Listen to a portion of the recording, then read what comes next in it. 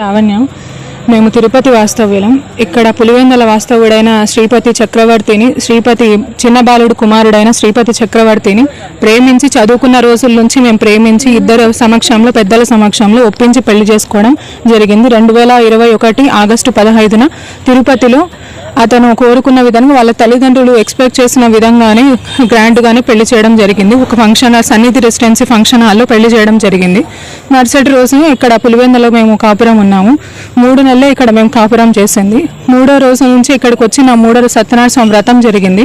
ఆ వ్రతం మరుసటి రోజు నుంచే వాళ్ళమ్మ మాకు మేము చెప్పినంత బంగారు తీసుకురాలేదు, మేము అడిగినంత డబ్బులు ఇవ్వలేదు, మిమ్మల్ని ఎందుకు 50 లక్షలు మా కూతుర్లకు ఇచ్చి మేము కట్నం తీసుకొస్తే నువ్వేం తీసుకురాకుండా మా ఇంట్లో ఎలా తిని ఉంటావని చెప్పి ఆమె వేధించడం మొదలుపెట్టింది. దాంతోపాటు వాళ్ళిద్దరు అక్కగారులు కూడా అదే ఇంట్లోనే కాపురం ఉంటారు. ఒక పెద్ద ఆవిడ వాళ్ళ అక్క వచ్చేసి విడాకులు తీసుకోకుండా ఇంట్లో ఉంది, వాళ్ళ కొడుకుని పెట్టుకుని. 2 ఆవిడ భార్య భర్త ఇద్దరు అక్కడే ఉంటారు. దాంతో వాళ్ళ కుటుంబం అంతా కూడా వేధించడం మొదలుపెట్టారు. 1 నెలలోనే ప్రెగ్నెంట్ అవ్వడం జరిగింది. ప్రెగ్నెంట్ అని వాళ్ళ ఇంట్లో ఏమాత్రం సంతోషం లేదు. ఇంకా తిండి లిప్పలు లేకుండా హాస్పిటల్కి పిలుచుకోమంటే కూడా వాళ్ళని ఎంతో బతిమాలితే మా అమ్మ వాళ్ళకి ఫోన్ చేస్తే తప్ప వాళ్ళు హాస్పిటల్ చెకప్కి తీసుకుపోయే వాళ్ళు కాదు.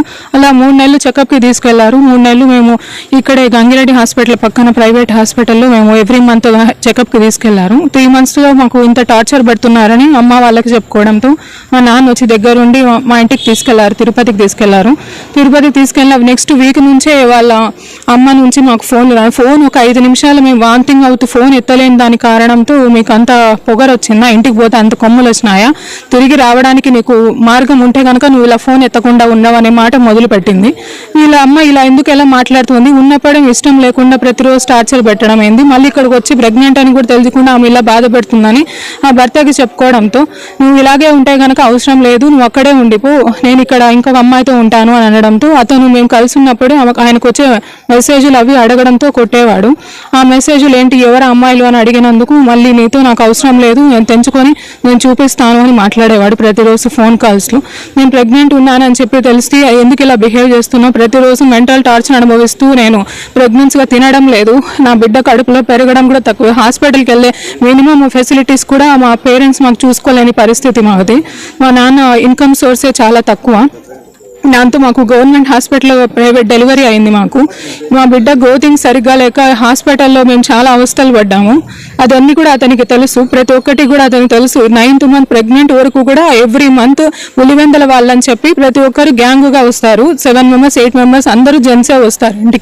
ఇంటికి వచ్చి అతను చెప్పిన మాటలు విని అక్రమ సంబంధాలు అంటాడు, లేనిపోని నిందలు వేస్తాడు. ఇంట్లోకి వచ్చి బయట వాళ్ళని గొడవ పెడుతూ ప్రతి నానా రకాలుగా మమ్మల్ని మానసికంగా చాలా హింసించాడు.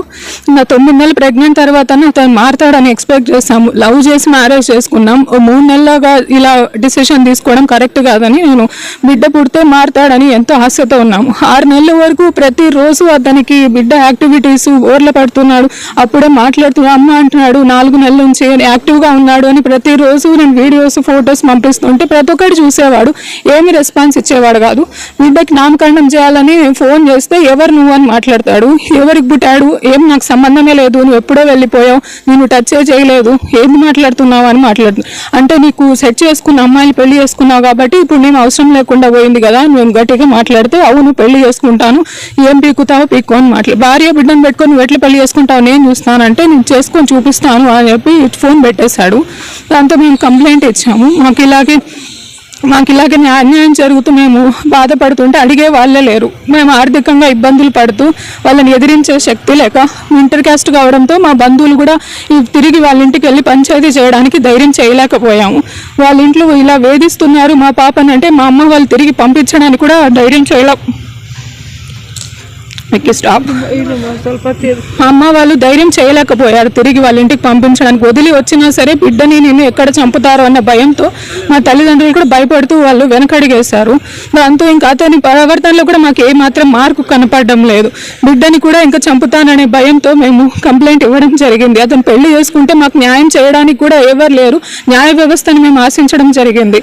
కంప్లైంట్ ఇచ్చాము, అతను కౌన్సిలింగ్ కూడా రాలేదు. తిరిగి మళ్ళీ ఆ కంప్లైంట్ కేసు కట్టి మళ్ళీ కోర్టుకు పంపిస్తారు. చేశారు.